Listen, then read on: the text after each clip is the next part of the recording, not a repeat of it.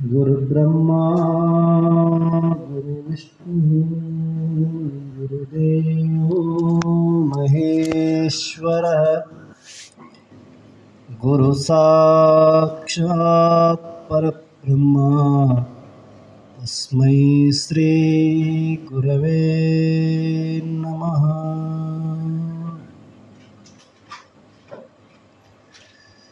मनोबुद्धि अहंकार चित्तानि नाहं न च श्रोत्रजिह्वे न च घ्राणनेत्रे न च व्योमभूमिर्न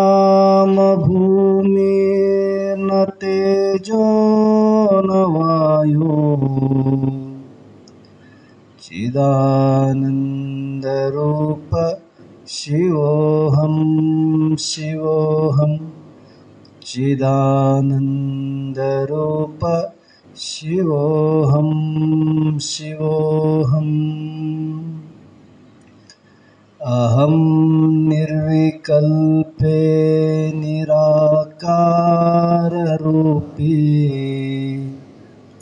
विभुत्वत्व सर्वत्र सर्वेन्द्रियाणां न चासङ्गतं नैव मुक्तिर्न मेया चिदानन्दरूप शिवोऽहं शिवोऽहं चिदानन्दरूप शिवोऽहं शिवोऽहम्। परम पूज्य सद्गुರು ಶ್ರೋತ್ರಿಯ ಬ್ರಹ್ಮನಿಷ್ಠರು ಶ್ರೀ ಅಭಿನವ ನಿಜಗುಣ ಪಂಗಳ ಶ್ರೀಚರಣ ಕಮಲಗಳಲ್ಲಿ ದೀರ್ಘದಂಡವತ್ ಪ್ರಣಾಮಗಳನ್ನು ಸಮರ್ಪಣೆ ಮಾಡುತ್ತಾ, ಪರಮ ಪೂಜ್ಯರು ಶ್ರೋತ್ರಿಯ ಬ್ರಹ್ಮನಿಷ್ಠರು ಬ್ರಹ್ಮಲೀನರಾದ ಸದ್ಗುರು ಶ್ರೀ ಬಸವಾನಂದ ಅಜ್ಜಿಯವರ ಶ್ರೀಚರಣ ಕಮಲಗಳನ್ನು ಎನ್ನ ಹೃನ್ಮಂದಿರದಲ್ಲಿ ಸ್ಥಾಪಿಸಿಕೊಂಡು ಜಗತ್ತೊಂದರು ಸಾಕ್ಷಾತ್ ಪರಶಿವನ ಅವತಾರಿಗಳಾದ ಸಾಧು ಚಕ್ರವರ್ತಿ ವೇದಾಂತ ಸಾರ್ವಭೌಮ ಸದ್ಗುರು ಶ್ರೀ ಸಿದ್ಧಾರೂಢ ಮಹಾಸ್ವಾಮಿಗಳ ಶ್ರೀಚರಣ ಕಮಲಗಳಲ್ಲಿ ಶಿರಸಾಷ್ಟಾಂಗ ಪೂರ್ವಕವಾಗಿ ನಮನಗಳನ್ನು ಗೈಯುತ್ತಾ, ಪರಮ ಪೂಜ್ಯರು ಶ್ರೋತ್ರಿಯ ಬ್ರಹ್ಮನಿಷ್ಠರು ಬ್ರಹ್ಮಲೀನರಾದ ಸದ್ಗುರು ಶ್ರೀ ಆರೂಢ ಜ್ಯೋತಿ ಶಿವಪುತ್ರ ಮಹಾಸ್ವಾಮಿಗಳ ಶ್ರೀಚರಣ ಕಮಲಗಳನ್ನು ಮನದೊಡ ಸ್ಮರಿಸಿಕೊಂಡು, ಯಾವತ್ತೂ ಈ ಕ್ಷೇತ್ರದ ಅಧಿಪತಿಗಳಾದಂಥ ದ್ವಯಶ್ರೀಗಳಾದ ಶ್ರೀ ಸಂಗಪ್ಪ ತಾತನವರ ಹಾಗೂ ಮಹಾಂತೇಶ ತಾತನವರ ಶ್ರೀಚರಣ ಕಮಲಗಳಲ್ಲಿಯೂ ಕೊಡಮಟ್ಟು ಈ ಒಂದು ಶ್ರವಣ ಮಾಸದಲ್ಲಿ ಈ ಆಶ್ರಮದಲ್ಲಿ ಆಗಮಿಸಿರುವಂಥ ಸರ್ವ ಶರಣರು ಮತ್ತು ಶರಣೀಯರಿಗೆ ಅನೇಕ ಶರಣಾರ್ಥಿಗಳನ್ನು ತಿಳಿಸುತ್ತಾ, ಇಲ್ಲಿಯ ಪರ್ಯಂತರ ಈ ಒಂದು ಶ್ರವಣ ಮಾಸದಲ್ಲಿ ವೇದಾಂತ ಪಂಚೀಕರಣ ಅನ್ನುವಂಥ ವಿಷಯವನ್ನು ಆಧಾರವಾಗಿಟ್ಟುಕೊಂಡು ತಾವೆಲ್ಲರೂ ಇಲ್ಲಿವರೆಗೆ ಕೇಳ್ತಾ ಬಂದಿರುವಂಥ ವಿಷಯ, ಇಲ್ಲಿ ಬರುವಂಥ ಪಂಚಮಹಾಭೂತಗಳಿಂದ ವಿಂಗಡಿಸಲ್ಪಟ್ಟಂಥ ಪಂಚೀಕೃತಗೊಂಡಂಥ ಸ್ಥೂಲ ಸೂಕ್ಷ್ಮ ಕಾರಣ ದೇಹ ಮೊದಲು ಮಾಡಿಕೊಂಡು ಆ ದೇಹದಲ್ಲಿ ಇರುವಂಥ ಪಂಚಕೋಶಗಳನ್ನು ವಿವೇಕ ಮಾಡಿ ಅಲ್ಲಿ ತೋರುವಂಥ ಅವಸ್ಥಾತ್ರಯಗಳನ್ನು ವಿಚಾರ ಮಾಡಿ ನನ್ನ ಯಥಾರ್ಥ ಸ್ವರೂಪ ಏನಿರಬಹುದು, ನಾನು ಅಂತ ನಾ ಅಂತೀನಿ ಖರೆ, ಈ ನಾನು ಅಂದರೆ ಯಾರು, ನನ್ನ ಸ್ವರೂಪ ಹೇಗಿದೆ ಅಂತ ತನ್ನ ಯಥಾರ್ಥ ಸ್ವರೂಪದ ವಿಚಾರವನ್ನು ಮಾಡುತ್ತಾ ಬಂದಿರುವಂಥ ವಿಷಯ. ಇಲ್ಲಿ ಅದಕ್ಕೆ ಒಂದು ಶ್ಲೋಕ ಹೇಳ್ತದ, ಆತ್ಮವಿತ್ ಶೋಕಂ ತರತಿ. ಆತ್ಮ ಅಂದರೆ ನಮ್ಮೆಲ್ಲರ ಮೂಲ ಸ್ವರೂಪ. ಅದು ನಾನು ಅಂತ ನಾವು ಅಂತೀವಿ, ಖರೆ ನಾನು ಎಂಬ ಪದಕ್ಕೆ ಅರ್ಥ ಏನು ಅಂತ ವಿಚಾರ ಮಾಡ್ತಾ ಹೋದಾಗ ಈ ನಾನೆಂಬ ಶಬ್ದ ಎಲ್ಲಿಂದ ತೋರಿತು ಮತ್ತು ಇದಕ್ಕೆ ಸ್ಥಾನ ಯಾವುದು? ಇದು ನಾನು ನಾನು ನಾನು ಅಂತೀ, ಖರೆ ಈ ನಾನು ಅಂದರೆ ಯಾರು ಇರ್ಬೋದು ಇದ್ರಾಗ? ಒಂದು ಸಲ ದೇಹ ನಾನು ಅಂತೀನಿ, ಒಂದು ಸಲ ಇಂದ್ರಿಯಗಳು ನಾನು ಅಂತೀನಿ, ಒಂದು ಸಲ ಕರ್ಮೇಂದ್ರಿಯಗಳು ನಾನು ಅಂತೀನಿ, ಒಂದು ಸಲ ಕಾಣುವಂಥ ವಿಷಯಾದಿಗಳೇ ನಾನು ಅಂತ ಅಂತೀನಿ. ಇವೆಲ್ಲವೂ ತೋರಿ ಅಡಗುವುದರಿಂದ, ಅಂದರೆ ದೇಹನೂ ಮೊದಲಿಲ್ಲ ಮುಂದನೂ ಇರೋದಲ್ಲ. ಇಂದ್ರಿಯಗಳು ಕೂಡ ಈಗ ಜಾಗ್ರತ್ ಕಾಲದಲ್ಲಿ ತೋರಿದ ಇಂದ್ರಿಯಗಳು ಸ್ವಪ್ನ ಸುಸುಪ್ತಿಯಲ್ಲಿ ಇಲ್ಲ. ಮತ್ತು ಈ ಸ್ಥೂಲ ಶರೀರ ಆದ್ರೂ ಈಗ ತೋರಿದ್ದು ಮುಂದೆ ಸ್ವಪ್ನ ಸುಸುಪ್ತಿಯಲ್ಲಿ ಇರೋದಿಲ್ಲ. ಸೂಕ್ಷ್ಮ ಶರೀರ ಸುಸುಪ್ತಿ ಅವಸ್ಥೆಯಲ್ಲಿ ಇರೋದಿಲ್ಲ. ಸುಸುಪ್ತಿ ಅವಸ್ಥೆಯಲ್ಲಿ ತೋರಿದ ಆನಂದ ಆದರೂ ಸ್ಥಿರ ಐತೆ ಅಂದರೆ ಅದು ಕೂಡ ಕ್ಷಣಿಕವಾಗಿ ನಾಶ ಆಗುವುದರಿಂದ, ಮತ್ತು ಇವೆಲ್ಲವೂ ನಾನು ನಾನು ಅಂತೀನಿ, ನಾನು ಎಂಬುದು ಒಂದೂ ಇಲ್ಲ. ಇವೆಲ್ಲ ತೋರಿ ಅಳಿಯುವುದರಿಂದ ಏನಾಗ್ತವ? ಪ್ರತೀತಿ ಆಗ್ತವ, ತೋರ್ತವ ತೋರಿ ನಾಶ ಆಗುವುದರಿಂದ ಇವುಟ್ರನ್ನ ನಾನು ಬೇರೆ ಇಟ್ಟು ನೋಡುವುದರಿಂದ ನಾ ಇದಕ್ಕೆ ಭಿನ್ನವಾಗಿದ್ದೇನೆ. ಯಾಕಂದರೆ ಇವು ನಾನು ನೋಡ್ತೀನಿ ಅಂದ ಮೇಲೆ ಇವು ನನಗಿಂತ ಬೇರೆಯೇ ಇರಬೇಕಲ್ಲ. ತನಗೆ ದೃಶ್ಯವಾದ ವಸ್ತು ತಾನು ದೃಕ್ ಅಂದರೆ ತಿಳಿಯೋನು. ಈಗ ಒಂದು ವಸ್ತುನ ನೋಡ್ತಾನ ತಿಳಿತಾನ ಅಂದರೆ ಅವನು ಅದಕ್ಕಿಂತ ಭಿನ್ನವಾಗಿದ್ದೇ ತಿಳಿಯೋಕೆ ಬರ್ತದೆ, ನೋಡೋಕೆ ಬರ್ತದೆ. ಅದರಿಂದ ನಾನು ನೋಡ್ತೀನಿ, ನಾನು ತಿಳಿತೀನಿ ಅಂದ ಮೇಲೆ ನಾನು ಯಾರು? ಈ ರೀತಿಯಿಂದ ವಿಚಾರ ಮಾಡ್ತಾ ಹೋದಾಗ ಇದಕ್ಕೇನಂತಾರ? ಆತ್ಮವಿತ್ ಶೋಕಂ ತರತಿ. ಅಂದರೆ ನಮ್ಮ ಮೂಲ ಸ್ವರೂಪಿನದ ಆತ್ಮಸ್ವರೂಪರು. ಆತ್ಮ ಅಂದರೆ ಜೀವಾತ್ಮ, ಅಂದರೆ ಚೈತನ್ಯ, ಅಂದರೆ ಅರಿವು, ಅಂದರೆ ಜ್ಞಾನ, ಅಂದರೆ ದೇವರಂದರೆ ಪರಮಾತ್ಮ, ಅಂದರೆ ಒಂದೇ ವಸ್ತು ಅದು. ಅದಕ್ಕೆ ಸಂದರ್ಭಾನುಸಾರವಾಗಿ ಮಹಾತ್ಮರ ಹೆಸರು ಕರಿತಾ ಬಂದರು. ಆದರೆ ಒಳಗಿರುವಂಥ ವಸ್ತು ಒಂದೇ ಐತಿ. ಹೆಂಗೆ ನಾವು ಒಂದೇ ವಸ್ತುವಿಗೆ ಅನೇಕ ಭಾಷೆಗಳಲ್ಲಿ ಅನೇಕ ರೀತಿಯಿಂದ ಉಚ್ಚಾರಣೆ ಮಾಡ್ತಾರೆ. ನಾವು ಕನ್ನಡದಾಗ ನೀರು ಅಂತೀವಿ, ಅದೇ ತಮಿಳಾಗ ತಣ್ಣಿ ಅಂತಾರೆ, ಅದಕ್ಕೆ ಆಂಧ್ರದಾಗ ನೀಳ ಅಂತಾರೆ, ಹಿಂದಿಯಾಗ ಪಾನಿ ಅಂತಾರೆ. ಈ ಶಬ್ದ ಬೇರೆ ಆದರೆ ಏನು ವಸ್ತು ಬೇರೆ ಐತೇನದು? ವಸ್ತು ಒಂದೇ ಐತಿಲ್ಲ, ನೀರು. ಅದರಂಗೆ ಆತ್ಮ ಅನ್ನುವಂಥವನು ನಮ್ಮೆಲ್ಲರ ಮೂಲ ಸ್ವರೂಪ. ಅವನು ಈ ದೇಹಕ್ಕೆ ವಿಲಕ್ಷಣ ಇದ್ದಾನ. ದೇಹ ಅವನಲ್ಲಿ ಪ್ರತೀತಿ ಆಗ್ತದೆ ಅಷ್ಟೇ. ಆದರೆ ವಿಚಾರ ಮಾಡಿ ನೋಡಿದಾಗ ಅದರ ನಿಜಾಂಶವನ್ನು ಏನಿರಬಹುದು ಅಂತ ನಾವು ಶರೀರಾದಿಗಳನ್ನು ವಿಚಾರ ಮಾಡಿದಾಗ ಏನಾಗ್ತದೆ? ಇದು ಮಿಥ್ಯ ಆಗ್ತದೆ. ಏನು? ಶರೀರಾದಿ ವಸ್ತುಗಳು ಆತ್ಮನಲ್ಲಿ ಮಿಥ್ಯ ತೋರ್ತವಷ್ಟೇ. ಕಪ್ಪೆ ಚಿಪ್ಪಿನಲ್ಲಿ ಬೆಳ್ಳಿ ತೋರಿದಂಗೆ, ಮೋಟು ಮರದಲ್ಲಿ ಕಳ್ಳ ತೋರಿದಂಗೆ. ಏನಪ್ಪ ಅಂದರೆ ಮುರುಗ ಜಲ ಅಂತ, ಮರೀಚಿಕೆ ಜಲ ಅಂತಾರೆ. ಬೇಸಿಗೆ ಕಾಲದಲ್ಲಿ ಹೆಂಗೆ ಬಿಸಿಲಿನ ಜಳಕ್ಕೆ ನೀರು ತೋರಿದಂಗೆ ತೋರ್ತವೆ ಹೊರತು ತೋರಿದರ ವಸ್ತು ಅಲ್ಲಿ ಇಲ್ಲ. ಒಯ್ದವೇನು ಯಾವಾಗನ? ಹಗ್ಗದಲ್ಲಿ ಹಾವು ಯಾವಾಗನ ಇರ್ತದ? ನಿಜವಾದ ಹಾವು ಇರ್ಬೋದು. ಹಗ್ಗದಲ್ಲಿ ತೋರಿದ ಹಾವು ಹೆಂಗೆ? ಅದು ಪ್ರತೀತಿ ಮಾತ್ರ, ಅದು ಏನು ಮಾಡಂಗಿಲ್ಲ. ಆದರೆ ಭಯ ಯಾಕೆ ಉಂಟು ಮಾಡ್ಯದ್ರಿ ನಮಗೆ ಅಂದರೆ, ಹಾವು ಕಾಟಿದ್ರೆ ನಾವು ಸಾಯ್ತೀನೆಂಬ ಭಯ ನಮಗದ. ಭ್ರಾಂತಿಯಿಂದ ಹಗ್ಗದಲ್ಲಿ ಹಾವು ತೋರಿದ ಹಗ್ಗದಲ್ಲಿದ್ದ ಹಾವು ನಮಗೆ ಬಂದು ಕಡಿತದೇನೋ, ಅದಕ್ಕೆ ವಿಷ ಏರ್ತದೇನಂದ್ರೆ ಇದಿಲ್ಲ. ಅದರಂಗೆ ಈ ದೇಹ ಜೀವಾತ್ಮನು ಭ್ರಾಂತಿಯಿಂದ ನಾನು ನಂದು ಅಂತ ತಿಳ್ಕೊಂಡನಷ್ಟೇ. ಇದರಾಗ ತಂದೇನೈತೆ ಅಂದರೆ ತಂದೆ ಏನೂ ಇಲ್ಲ. ಎಲ್ಲ ಪಂಚಮಹಾಭೂತಗಳ ಕಾರ್ಯ ಐತೆ, ಮಾಯಿಕವಾಗಿ ತೋರ್ತದೆ ಈ ಶರೀರ ಅಷ್ಟೇ, ಪ್ರತೀತಿ ಆಗ್ತದೆ. ಇದು ದುಃಖ ಕೊಡ್ತದೇನಂದ್ರೆ ಇಲ್ಲ, ಈ ದೇಹ ನಾನು ಅಂದದಕ್ಕೆ ನನಗೆ ದುಃಖ ಆಗ್ಯದ ಅಷ್ಟೇ. ಇದು ವಿವೇಕ ದೃಷ್ಟಿಯಿಂದ ವಿವರಿಸಿ ವಿಚಾರ ಮಾಡ್ತಾ ಹೋದಾಗ, ಇವುಟನ್ನು ಬೇರ್ಪಡಿಸ್ತಾ ಹೋದಾಗ ಏನಾಗ್ತದೆ? ಸತ್ಯ ಅಂಶ ಬಯಲಿಗೆ ಬರ್ತದೆ ನೋಡು. ಹಗ್ಗದಲ್ಲಿ ಏನೈತೆ ಅಂತ ವಿಚಾರ ಮಾಡಿದಾಗ ಹಾವು ಓದ್ತದೋ ಏನು ಸುಮ್ಮನೆ ಒಂದು ಕಡೆ ಕಣ್ಮುಚ್ಚಿನ ಕುಂತು ಜಪ ಮಾಡಿದರೂ ಓದ್ತದ. ಜಪ ಮಾಡಿದರೆ ತಪಸ್ಸು ಮಾಡಿದರೆ ಮಂತ್ರ ಅಂದ್ರೆ ಓದ್ತದೆ ಏನದು ಹಾವು. ಅದು ಏನಾಯಿತು ಅಲ್ಲಿ ಹಾವಾಯಿತು ಹಗ್ಗಾಯಿತು ಅಂತ ನಾವು ಯಾವಾಗ ಹೋಗಿ ವಿಚಾರ ಮಾಡಿದ್ವು ಅಂದ್ರೆ ಆ ಕ್ಷಣದಲ್ಲೇ ನಾಶ ಆಯಿತು. ಅಂದರೆ ಉಳಿದ ಸಾಧನಗಳು ನಾವು ಮಾಡಿದ ಸಾಧನ ವ್ಯರ್ಥ ಆಯ್ತು ಅಷ್ಟೇ. ಅಲ್ಲಿ ಏನು ಪ್ರಯೋಜನ ಆಯ್ತು ನಿನಗೆ? ಏನು ಆ ಪ್ರಯೋಜನದಿಂದ ವಸ್ತುಸ್ಥಿತಿ ನಮಗೆ ಆಗಲಿಲ್ಲ. ಅದಕ್ಕೆ ಆತ್ಮ ಅಂದ್ರೆ ಹೆಂಗ? ವಸ್ತುತಂತ್ರ ಅಂತ. ಈ ಆತ್ಮನನ್ನು ಕಾಣೋದಕ್ಕೆ ಇದ್ದಂಗೆ ತಿಳಿದೀವಿ ಅಂದರೆ ನಮ್ಮ ಸ್ವರೂಪ ನಮಗೆ ಅನುಭವಕ್ಕೆ ಬರ್ತದೆ. ನಾವು ಏನೋ ಒಂದು ಮಾಡಿ ಪಡೆಯೋದು ಅದು ಕರ್ಮತಂತ್ರ, ಅದು ಕರ್ತೃವಿನ ಅಧೀನ ಐತೆ. ಅದು ಎದಕ್ಕೆ ಬರ್ತದ ಅಂದರೆ ನೀನು ಭೋಗಕ್ಕಾಗಿ ನಿನಗೆ ಸಾಧನ ಆಗ್ತದೆ ಹೊರತು ಮೋಕ್ಷಕ್ಕೆ ಅದು ಸಾಧನ ಆಗೋದಲ್ಲ. ಮಾಡಿ ಪಡೆಯೋದು ಏನಿದು ಮೋಕ್ಷ. ಏನಾದರೂ ಒಂದು ಸಾಧನ ಮಾಡಿ ಪಡೆಯೋದು ಮೋಕ್ಷ ಅಲ್ಲ.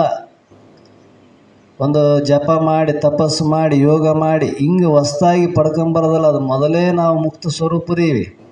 ಆದರೆ ನಮ್ಮ ಸ್ವರೂಪವನ್ನು ನಾವು ಸರಿಯಾಗಿ ವಿಚಾರ ಮಾಡಲಾರ್ದ ಅನಾತ್ಮವಾದಂಥ ದೇಹ ಧರ್ಮಗಳು ನಾನು ನಾನು ಅಂತ ಮೋಹಕ್ಕೆ ಒಳಗಾಗಿ ದುಃಖಕ್ಕೀಡಾಗಿವೆ. ಅಂದರೆ ಜನನ ಮರಣ ರೂಪ ಈ ಸಂಸಾರ ಚಕ್ರದೊಳಗೆ ಸಿಲುಕಿವೆ ಅಂತ. ಎಲ್ಲಿವರೆಗೆ ಈ ವಸ್ತುವನ್ನು ಇದ್ದಂಗೆ ನಾವು ತಿಳಿಯೋದಲ್ಲ ಅಲ್ಲಿವರೆಗೆ ನಮಗೆ ಈ ದುಃಖ ತಪ್ಪಿದ್ದಲ್ಲ ಅಂತಾರೆ ಮಹಾತ್ಮರು.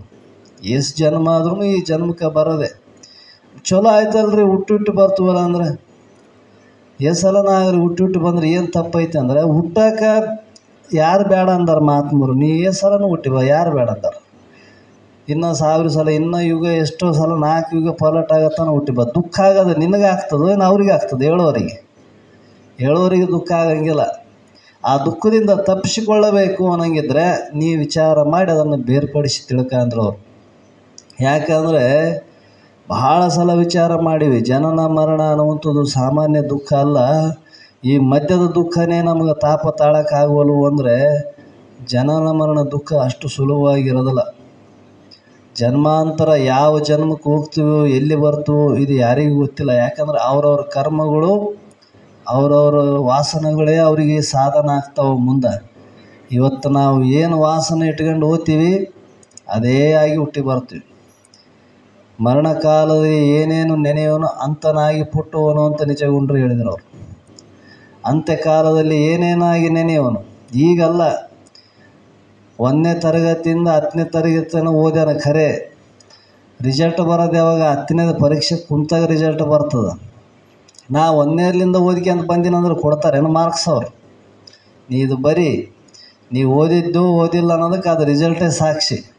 ನೀ ಸರಿಯಾಗಿ ಅಭ್ಯಾಸ ಮಾಡಿದ್ದಿಲ್ಲ ಅನ್ನೋದಕ್ಕೆ ಅದೇ ಸಾಕ್ಷಿ ಅಲ್ಲ ಅಲ್ಲಿ ಶಾಲೆಗೆ.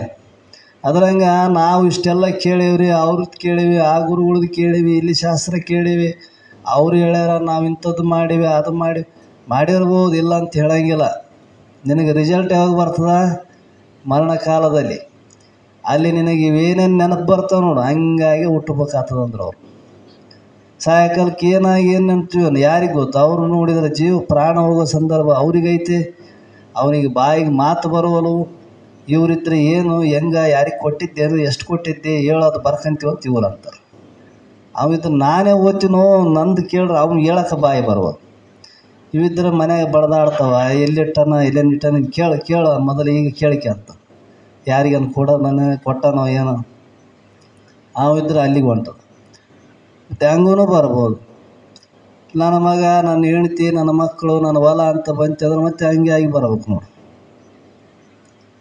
ಮತ್ತು ನಾನು ಅಲ್ಲಿಟ್ಟಿದ್ದೆ ಹೇಳ್ಬೇಕು ಅನ್ನೋದ್ರಾಗ ನೀವು ಹೋಯ್ತು ಅಂದ್ರೆ ಮತ್ತೆ ಯಾಕಣಾಗಿ ಬರ್ಬೇಕು ಅಲ್ಲಿ ಚೋಡಿಕೆ ಅಂತಿರೋದು ಜೀವನ ಪರ್ಯಂತ. ಇವು ಮಹಾತ್ಮರು ವಿಚಾರ ಮಾಡಿ ಹೇಳ್ಯಾರ. ಅದಕ್ಕೆ ಏನೋ ಅಪ್ಪಿ ಜಂತುನಾಂ ನರಜನ್ಮ ದುರ್ಲಭ ಅನ್ನುವಂಥ ಮಾತು ಈ ಶರೀರ ತೊಟ್ಟು ಬಂದೀವಿ ಅಂದ ಬಳಿಕ ಇದಕ್ಕೊಂದು ವಿಶೇಷತೆ ಅದ. ಈ ವಿಶೇಷವಾಗಿ ಪಡೀಲಿಕ್ಕೆ ಯಾವುದು ಜ್ಞಾನ ಅನ್ನುವಂಥದ್ದು ನಮ್ಮನ್ನು ನಾವು ತಿಳಿಲಿಕ್ಕೆ ಮುಖ್ಯವಾದ ಸಾಧನ ಅದ. ಶರೀರ ಮಾಧ್ಯಮ ಇದಂ ಧರ್ಮ ಸಾಧನಂ ಅಂತ ಹೇಳಿ ಕಲು ಧರ್ಮ ಸಾಧನಂ. ಇದಕ್ಕೆ ಮೋಕ್ಷಕ್ಕೆ ಆನಂದ ಪ್ರಾಪ್ತಿ ಮಾಡಿಕೊಳ್ಳಲಿಕ್ಕೆ ಮುಖ್ಯವಾದ ಸಾಧನ ಈ ಶರೀರನೇ ಮೊದಲನೇ ಸಾಧನ. ಈ ಶರೀರ ಇಲ್ಲಾಂದ್ರೆ ಏನೂ ಮಾಡೋಕ್ಕಾಗಿಲ್ಲ. ಯಾವ ಜೀವರಾಶಿಗಳಿಗೂ ಇದು ಸಾಧನ ಇಲ್ಲ.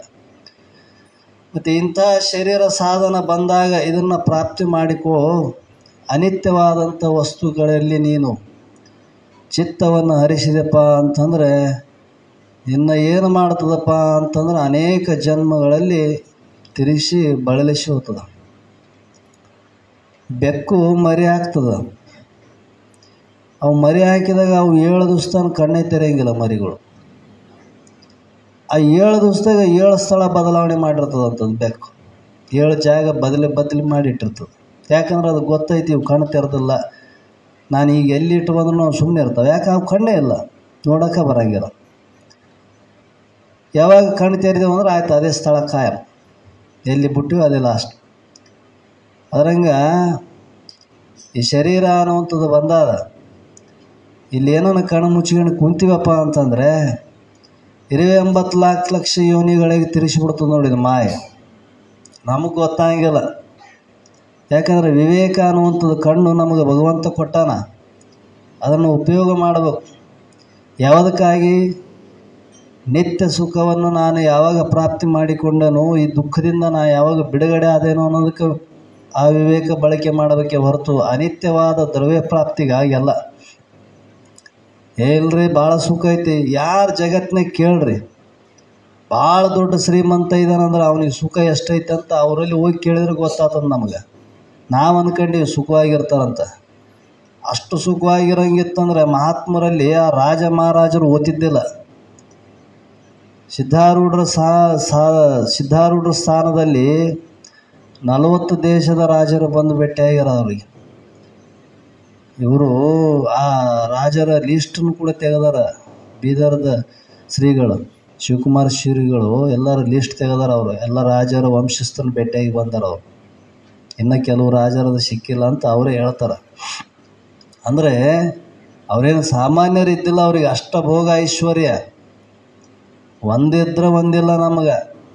ಅಂಥ ರಾಜರೇ ಸಿದ್ಧಾರೂಢರಲ್ಲಿ ಶರಣಾಗತರ. ಆದರೆ ಯಾಕಾದ್ರಪ್ಪ? ಸುಖ ಅದ್ರಾಗ ಇತ್ತಂದ್ರೆ ಅದ್ರಾಗೆ ಭೋಗಿಸ್ಬೋದಾಗಿತ್ತಲ್ಲ, ಈ ಕಡೆ ಯಾಕೆ ಬಂದರು? ವಿಷಯಗಳಲ್ಲಿ ಸುಖ ಇಲ್ಲ. ಅದಕ್ಕಾಗಿ ಸಿದ್ಧಾರೂಢರಲ್ಲಿ ಒಬ್ಬ ರಾಜ ಬಂದು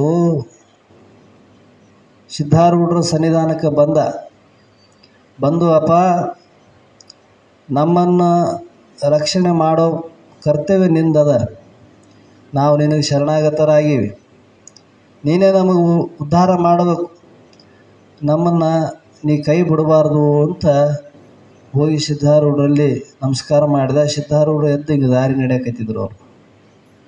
ಆ ರಾಜ ಹೋಗಿ ಸಿದ್ಧಾರೂಢರು ಕೈ ಹಿಡಿದ ಕೇಸಿ ಕರ್ಕೊಂಡು ಹೊಂಟಿದ್ದ. ಅವಾಗ ಮತ್ತೆ ಅಂದಂಥ ರಾಜ, ಯಪ್ಪ ನೀನು ನಮ್ಮನ್ನು ಕೈ ಬಿಡಬಾರ್ದು ಅಂತ. ಸಿದ್ಧಾರೂಢರು ಅಂದರು, ತಮ್ಮ ಈಗ ಯಾರ ಕೈ ಯಾರು ಹಿಡ್ದಾರ ಅಂತ ಕೇಳಿದರು. ನೀನು ನನ್ನ ಕೈ ಹಿಡ್ದದ್ದು, ನಾನು ನಿನ್ನ ಕೈ ಹಿಡ್ದೇನೆ? ಎಲ್ಲಪ್ಪ ನಾನೇ ನಿಮ್ಮ ಕೈ ಹಿಡ್ದೇನೆ. ಹೌದಾ? ನೀ ಕೈ ಬಿಡಬಾರ್ದು ಅಂತ ಹೇಳಿದ್ರು, ನೀನು ಬಿಟ್ಟು ನಾ ಏನು ಮಾಡೋಕ್ಕಾಗ್ತದೆ ಅಂತ. ನೀನೇ ಕೈ ತೆಕ್ಕಂಡು ಅಂದ್ರೆ ನಾನು ಏನು ಮಾಡೋಕ್ಕಾಗ್ತದೆ? ಅದಕ್ಕಾಗಿ ಮಹಾತ್ಮರ ಸನ್ನಿಧಾನದಲ್ಲಿ ಸಂತರ ಸಹವಾಸ ನಾವು ಮಾಡ್ತು ಅಂದಮೇಲೆ ಎಂದಿಗೆ ಕೈ ತೆಕ್ಕಬಾರ್ದು. ತೆಕ್ಕಂಡು ಅಂದ್ರೆ ನಮ್ಮನ್ನು ಅಷ್ಟಕ್ಕೆ ನಾವೇ ಕಾರಣರು, ಬೇರೆ ಯಾರು ಹೊಣೆಗಾರಲ್ಲ. ಈ ಜಗತ್ತಿನ ಸುಖಗಳು, ವಿಷಯಕ್ಕೆ ಸುಖಗಳು ಕ್ಷಣಿಕ ಇದ್ದಾವ, ತೋರಿ ಅದ್ರಾಗ ನಷ್ಟ ಆಗಿ ಹೋಗ್ತಾವ. ಈಗ ಆನಂದ ಅನ್ನಿಸ್ತದ, ಸ್ವಲ್ಪ ಹೊತ್ತಿಗೆ ಮತ್ತೆ ಹೋಗ್ಬಿಡ್ತದೆ. ಆದರೆ ಮಹಾತ್ಮರು ನೀಡುವಂಥ ಏನು ನಮಗೆ ಜ್ಞಾನದಿಂದ ಆನಂದ ಅಮೃತ ಐತಲ್ಲ, ಅದು ಒಂದು ಸಲ ಹೃದಯದಲ್ಲಿ ನಿಂತಿತ್ವಪ್ಪ ಅಂತಂದರೆ ನಾವು ಇಲ್ಲಿಯ ಪರ್ಯಂತರ ಜನ್ಮಾಂತರದಲ್ಲಿ ಮಾಡಿದಂಥ ಅನೇಕ ಪುಣ್ಯದ ಫಲ ನಮಗೆ ಇವತ್ತು ಪ್ರಾಪ್ತಿಯಾಗದಂಥ ಸಂತೋಷದಿಂದ ನಮ್ಮ ನಾವೇ ಚಪ್ಪರಿಸಬೇಕು. ಇದರಾಗ ಸಂಶಯ ಇಲ್ಲ. ಮತ್ತೆ ಇಂಥದ್ದು ಸಿಗೋದು ಬಹಳ ದುರ್ಲಭ. ಹಾಗಾಗಿ ನಿನ್ನನ್ನು ನೀ ವಿಚಾರ ಮಾಡಿ ನೋಡು, ನಿನ್ನ ಯಥಾರ್ಥ ಸ್ವರೂಪ ನಿನ್ನ ಅನುಭವಕ್ಕೆ ಬರ್ತದೆ. ಇದನ್ನು ತಿಳಿಯುವಂಥ ವಿವೇಕ ಶಕ್ತಿ ನಮಗೆ ಭಗವಂತ ಕೊಟ್ಟಾನ. ಎಲ್ಲಿ ವಿವೇಕ ಅದ ಅಲ್ಲಿ ವಿನಯನೂ ಇರಬೇಕು. ಮತ್ತೆ ನಾ ಭಾಳ ಬುದ್ಧಿವಂತ ಏನಂತಂದರೆ ವಿನಯ ವಂಶೋದ್ಧಾರಕ ಅಂತ. ವಿನಯ ವಿವೇಕದಿಂದ ಕೂಡಿದಂಥ ಏನು ಲಕ್ಷಣ ಇದಾವೆ, ಗುಣಗಳು, ಅವು ಯಾವತ್ತಿದ್ರೂ ಉತ್ತಮವಾದಂಥ ಸದ್ಗತಿಗೆ ಕಾರಣ ಆಗ್ತವೆ ಹೊರತು ದುರ್ಗತಿಗೆ ಎಂದು ಕಾರಣ ಆಗಂಗಿಲ್ಲ. ನಮಗೆ ವಿವೇಕ ಬಂತಂದ್ರೆ ವಿನಯ ಬರೋಂಗಿಲ್ಲ, ವಿನಯ ಬಂತಂದ್ರೆ ವಿವೇಕ ಇರೋಂಗಿಲ್ಲ. ಇಂಥ ಸಮಯ ಆಗ್ತದೆ. ವಿನಯ ಬರ್ತದೆ ಯಾವಾಗ ಬರ್ತದೆ?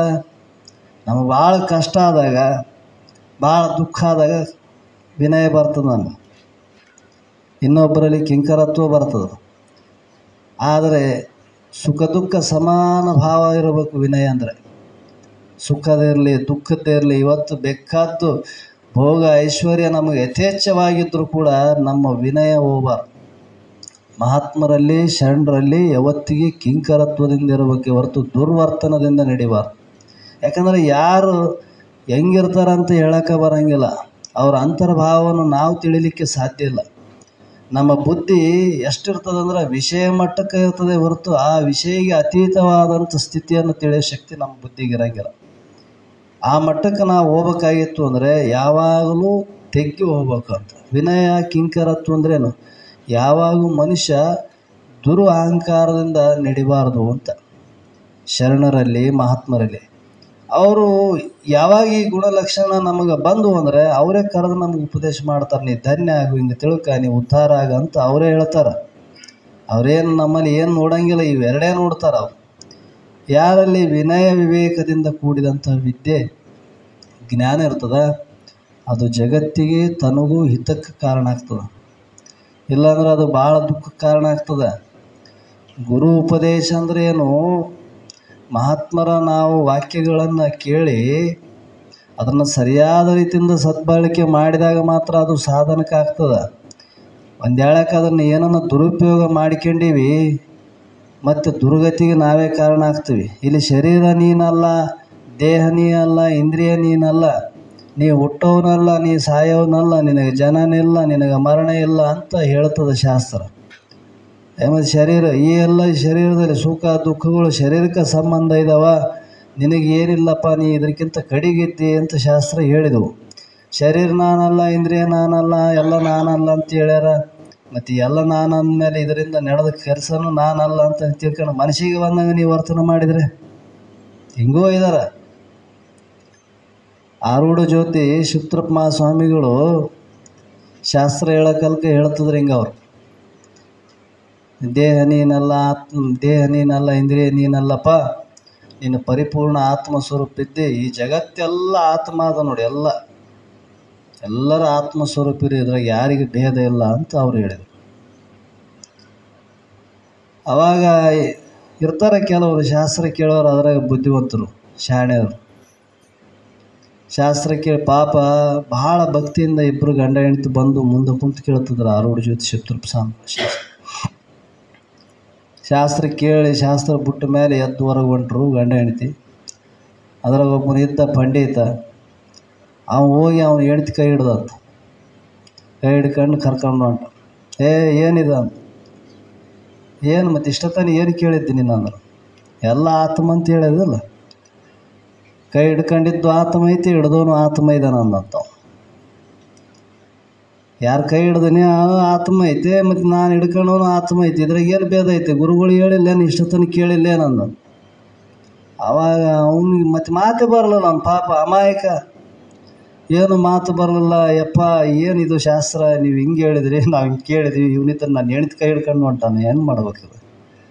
ಅವ್ನು ಹಿಡ್ಕೊಂಡು ಹೊಂಟಾನ, ಮತ್ತು ಕೇಳಿದ್ರಿ ಏನಂತಾನ? ಕೈ ಹಿಡ್ಕೊಂಡವನು ಆತ್ಮ, ಹಿಡಿದಕ್ಕೆ ಆತ್ಮ ಅಂತಾನಪ್ಪ ಅವನು. ಚಲೋ ಆಯ್ತು, ಬೇಸ್ ಅಂದಾನ. ಅಲ್ಲಿ ಮೂಲೆಗೆ ಒಣಕೆ ಐತೆ ನೋಡಿ, ತಗ ಅಂದ. ಅಲ್ಲಿ ಇಟ್ಟಿವಲ್ಲ ಒಣಕೆ, ತಗ ಹೋಗಿ ನಾ ಕೆಟ್ಟು ಬಡಿ ಅಂದ. ಅವನೇನು ಸುಮ್ಮನೆ ಇರ್ತಾನಪ್ಪ. ಇಲ್ಲ ಬಡಿಯಾಕಲ್ಕ ನಾನು ಹೇಳ್ತೀನಿ, ಅವ್ನು ಏನಂತ ಎದಕ್ಕೆ ಹೊಡಿತಿದ್ದ ಅಂತ ಕೇಳಿದಾಗ ನಾ ಹೇಳ್ತೀನಿ, ಏನು ಹೇಳ್ಬೇಕು? ಒಣಕೆ ತಗೊಂಡು ಹೋಗಿ 2-3 ಎಟ್ಬಿಟ್ಟಂತ, ಕೈ ಬಿಟ್ಟಂತ. ಏನಿದು ಅಂದ. ಏನಿಲ್ಲ, ಒಡೆಯವನು ಆತ್ಮನೇ ಇದ್ದಾನ, ಒಡಿಶಂಬನು ಆತ್ಮ ಇದ್ದಾನ, ಒಣಕೆನೂ ಆತ್ಮನೇ ಐತಿ, ಬುಳ್ಳೆಟ ನಾಕೆಟ ಡೆಮ್ಮ ಬಿಟ್ಟಂತ. ಹಿಂಗೆ ಕೇಳೋರು ಇರ್ತಾರೆ. ಅಂದರೆ ಶಾಸ್ತ್ರ ಹಿಂಗೆ ಹೇಳ್ತದಂದ ತಕ್ಷಣ ಮನಸ್ಸಿಗೆ ಬಂದಂಗೆ ಮಾಡ್ತದಂತಲ್ಲ. ಶಾಸ್ತ್ರ ಇವೆಲ್ಲ ಯಾಕೆ ಹೇಳ್ತದೆ ನಮ್ಗೆ ಅಂದರೆ, ನಾವು ಸತ್ಯ ಅಂತ ನಂಬಿವಲ್ಲ, ಆ ನಂಬಿಕೆಯನ್ನು ಬಿಡೋ, ಶರೀರ ಮೇಲೆ ಸತ್ಯತ್ವ ಬುದ್ಧಿಯನ್ನು ಬಿಡು ಅಂದರು ಅವರು. ಜಗತ್ತಿನಾಗೆ ವ್ಯವಹಾರ ಮಾಡಿ ತೋರಿಸಂತ ಹೇಳ್ಯಾರೇನು? ಶರೀರ ನೀನಲ್ಲ, ನೀವು ಶರೀರ ನಾಶ ಮಾಡಂತ ಹೇಳೋದೇನು ಶಾಸ್ತ್ರ? ಎಲ್ಲಿ ಹೇಳಿಲ್ಲ. ಅದು ಬಂದದ, ಪ್ರಾರಬ್ಧ ಅಧೀನ ಐತೆ, ಕರ್ಮ ಅಧೀನ ಶರೀರ ಐತೆ. ಎಲ್ಲಿವರೆಗೆ ನಿನಗೆ ಸುಖ ದುಃಖ ಭೋಗವನ್ನು ಕೊಡೋದೈತೆ ಅದು ಕೊಡ್ತದೆ ತನ್ನ ಪಾಡಿಗೆ ತಾನು. ಆದರೆ ನೀನಾಗಿ ನಷ್ಟ ಮಾಡಬೇಡ. ನಿನ್ನಿಂದ ಸಮಾಜಕ್ಕೆ ಯಾವತ್ತೇ ಯಾವುದೇ ರೀತಿಯಿಂದ ಅಹಿತವಾಗುವಂಥ ಕಾರ್ಯವನ್ನು ನೀವು ಮಾಡಬೇಡ ಅಂದರು. ಹೆಂಗೆ ಶಾಸ್ತ್ರ ಕೇಳೋರು ಇದ್ದಾರೆ ಜಗತ್ತಿನಾಗ. ಅದಕ್ಕೆ ಭಾಳ ಎಚ್ಚರಿಕೆಯಿಂದ ವಿವೇಕದಿಂದ ಕೇಳಬೇಕು. ಹೆಂಗೋ ಬಂದದ ನಮಗೆ ತಿಳಿದ ಹೆಂಗೆ ಮನಸ್ಸಿಗೆ ಬಂದಂಗೆ ಮಾಡ್ತು ಅಂದ್ರೆ ಅದು ಅಲ್ಲ, ಶಾಸ್ತ್ರ ನಿಯಮಗಳಲ್ಲ. ಅದರ ಉದಾಹರಣೆಯನ್ನು ಅನೇಕ ಸಾರಿ ನಾವು ಕೊಟ್ಟಂತ ಬಂದೀವಿ. ಅದಕ್ಕೆ ವಿವೇಕ ಅನ್ನುವಂಥದ್ದು ಒಂದು ನೇತ್ರ ನಮ್ಮಲ್ಲಿ ಹೋಯ್ತಪ್ಪ ಅಂತಂದರೆ ನಾವು ಎಲ್ಲಿ ಕಾರಣ ಆಗ್ತೀವಿ? ದುಃಖಕ್ಕೆ ಈಡಾಗ್ತೀವಿ ಅಂದ್ರೆ ಅವರು ದುಃಖಕ್ಕೆ ಕಾರಣರಾಗ್ತೀವಿ. ವಿವೇಕ ಒಂದಿತ್ತು ಅಂದರೆ ಎಲ್ಲ ಸಾಧನಗಳಾಗ್ತಾವೆ. ಅದಕ್ಕೆ ಸಾಧು ನಿಶ್ಚಲದಾಸರು ಒಂದು ಮಾತು ಬರೀತಾರೆ ಇದಕ್ಕೆ. ಎಂಥದಂದರೆ,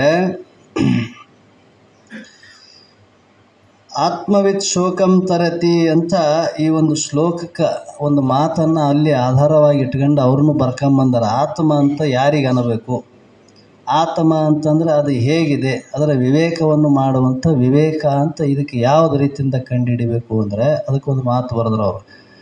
ಆತ್ಮ ಅವಿನಾಶಿ ಹೈ ಜಗತಾತಿ ಪ್ರತಿಕೂಲ ಹೈ, ಐಸಾ ಜ್ಞಾನ ಕಹೋ ವಿವೇಕ ಹೈ, ಯೇ ಸಬ್ ಸಾಧನಕ್ಕೆ ಮೂಲ ಹೈ ಅಂತ ಸಾಧು ನಿಶ್ಚಲದಾಸರು ಎಲ್ಲಿ ವಿಚಾರ ಸಾಗರ ಎಂಬ ಗ್ರಂಥದಲ್ಲಿ ಇದು ಬರ್ಕೊಂಡು ಬಂದಾರ. ಆತ್ಮ ಅವಿನಾಶಿ ಹೈ, ಆತ್ಮ ನಾಶ ಇಲ್ಲದವನು, ಅವನಿಗೆ ಯಾವ ಕಾಲಕ್ಕೆ ನಾಶ ಇಲ್ಲ. ಮತ್ತು ನಮಗೆ ನಾಶ ಅದೇನಂದ್ರೆ ನಮಗೂ ನಾಶ ಇಲ್ಲ. ನಾಶ ಆಗುವ ಈ ಶರೀರ ನಾನು ಅಂತ ತಿಳ್ಕೊಂಡು ನಾನು ನಾಶ ಆಗ್ತೀನಿ ಅಂತ ತಿಳ್ಕೊಂಡಿನಿ ಅಷ್ಟೇ. ಹೇಳ್ತೀವಿಲ್ಲ, ನಾ ಹುಟ್ಟೀನಿ, ನಾ ಸಾಯ್ತೀನಿ. ಮತ್ತು ಹುಟ್ಟಿದ್ದನ್ನು ನೋಡಿದವನೇ ನೀ ಹುಟ್ಟಿನಂತ ಹೇಳ್ತದಂದ್ಮೇಲೆ ನೀ ಹುಟ್ಟಿದ್ದು ನೋಡೋನು, ನೀ ಬೇರೆ ಇದ್ದಿ. ಸಾವನ್ನು ನೀ ನೋಡ್ತದಂದ್ರೆ, ಶರೀರಕ್ಕೆ ಬರುವ ಮರಣವನ್ನು ನೀ ನೋಡ್ತದಂದ್ರೆ ನೀನು ಬೇರೆ ಇದ್ದಿ.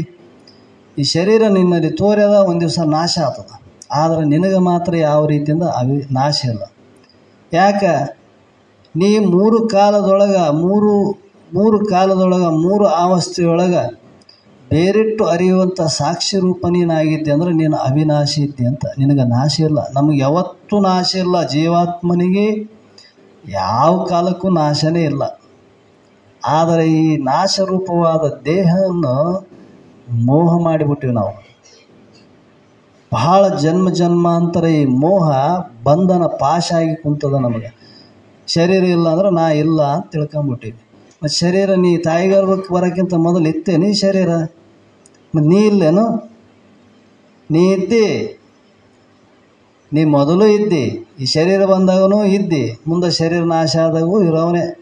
ಹೇಳಂಗಿಲ್ಲ ಏನು ಸತ್ತ ಮೇಲೆ ಈಗ ಹೋದಪ್ಪ ಎಲ್ಲಿಗೆ ಹೋಗ್ಯಾನ? ಇಲ್ಲೇ ಕುಂತದ, ಇದು ಊಟಕ್ಕೆ ಹೋಗ್ಯಾನಂತ ಹೇಳ್ತದೆ. ಇಲ್ಲೇ ಕುಂತಾನಲ್ಲ, ಇಲ್ಲಪ್ಪ ಹೋಗ್ಯಾನ. ಅವನು ಯಾರು?